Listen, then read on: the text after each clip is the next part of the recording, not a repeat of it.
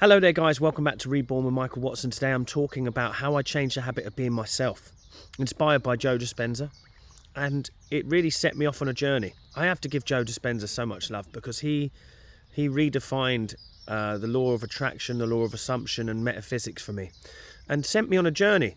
So today I'll be talking about his teachings, but how I was inspired by his teachings to look into other things and change the habit of being myself and change my life. And you can do it too if you follow along on this video. Before I jump into it, please do like, share and subscribe if you like Spirituality Simplified, and if not, maybe just give us a comment what you think about this video. It would really help the channel. So let's get into this today. So I want to talk about this. So let's go back a few years back. You know, I'm just noticing life is just difficult. It just felt so difficult at the time. You know, I had so much to be grateful for. My beautiful wife, my wonderful children, but I just wasn't hitting other aspects of life where they needed to be. I felt like a failure as a provider for the family, and I was just always felt like the ideas that I had never succeeded.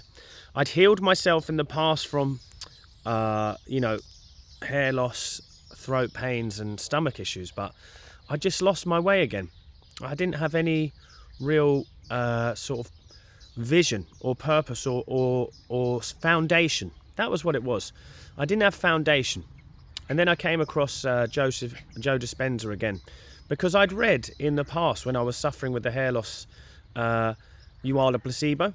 And I really got into his work then, and I found it really interesting. And actually I attest a lot of the meditations I did then to the reason why my hair never fell out. There it is, still there. But anyway, let's go into this. So what was it? What was the key factor here? Well, the lessons I learned from Joe Dispenza that I actually started to really identify with in the end was, he said you're not going to change unless you do something different. This is a big one, guys. You are not going to change unless you do something different.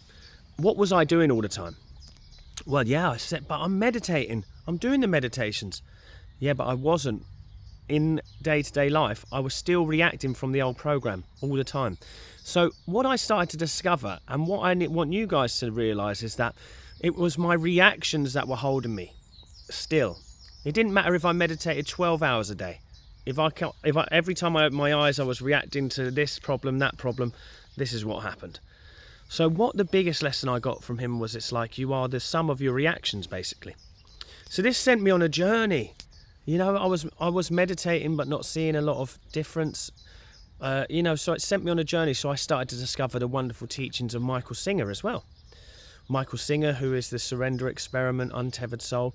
And I started to realise that everything that's making me feel pain is happening inside of me. So then I realised then and there, sorry, I've got to stand up because I wasn't expecting to film this video. So I'm going to move around a bit. Then I realised then and there that all the pain that I felt was inside of me. Everything that was happening outside of me is just a situation. It's meaningless, except the meaning that I was giving it. So I started to compound this idea alongside the idea of Joe Dispenza, that if I start to see life differently and I stop reacting and I start to create the life that I want in front of me, then I can change it. So this was beautiful. I also then discovered Joseph Murphy. Joseph Murphy sent me on a wonderful idea of how the subconscious mind accepts the greatest of two ideas. So this was it.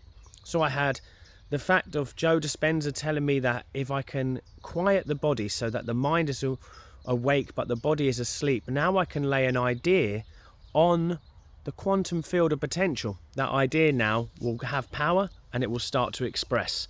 So I then took that idea. So I recognized that, well, it didn't matter how much I'm meditating, I'm still reacting. So I started to notice my reactions. I started to notice the way that I was responding to life.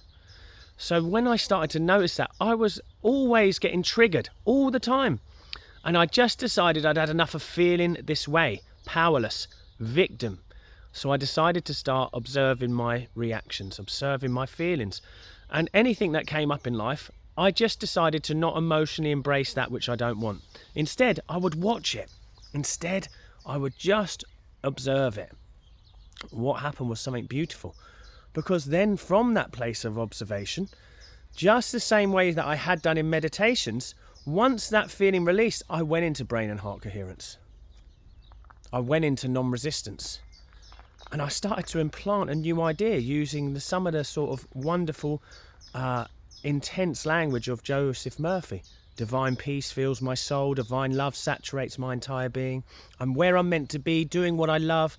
I'm infinitely prospered, infinitely blessed. And I just started to feel more peaceful. This was the crazy bit though. I just didn't care what happened outside of me. I just wanted to feel more peaceful. But so I just kept doing this. And I realised I don't need to meditate as much. I just need to become aware.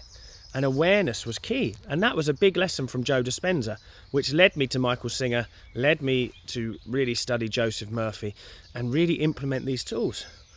Well, guess what started to happen? After a while, I was meditating less, just doing this observation technique and then implanting a new idea. Well, I started to realise from studying the Bible and other things that Joe Dispenza, what he's saying has been spoken about for 2,000 years. As a man thinketh in his heart, so he sees. What that means really is, heart is an old Chaldean word for subconscious mind. Joseph Murphy says, what you implant from your conscious mind to your subconscious, and the subconscious takes the greater of two ideas. So from the non-reactionary place, I was opening up a portal to my subconscious mind and implanting this new idea. Well, guess what? It was the same thing that I was doing in a 40-minute meditation. So when there's 40 minutes, so I no longer needed to meditate for that long. I started to realize that meditation was the tool, not the solution. So I started to become more and more focused. Well, what happened? Within 6 weeks, my friends, within 6 weeks of doing this, I started to get more and more clients. I took small bits of action, but it just started to happen. More clients flying to me, more people that I was teaching. And this was also back when I was still doing some voice work as well. Just people booking me. After 6 weeks, I had more money in my account than I'd had in years. Life started to really flow. I started to really feel like I was on a trajectory. Well, cut to now. I have this wonderful channel with you wonderful followers. 32,000 nearly subscribe to this channel. And wonderful clients coming to me every day, learning and discovering. Getting flown around the world to work with these people. It all started with changing the way that I responded to life. So if you want to change the habit of being yourself, start to notice, start to take much care in the fact of how you're reacting to life. As soon as you start to control that, as soon as you start to live from a place of peace, flow and harmony, you can start to implant on that place of non-resistance the idea of the life that you want. Trust me, it will feel strange at first, but then things will come out and happen effortlessly. Trust in the divine mind, trust in the divine. Honestly, the idea that you accept to be true will become true for you physically too. I hope you enjoy this video. I'll see you at the next one, guys.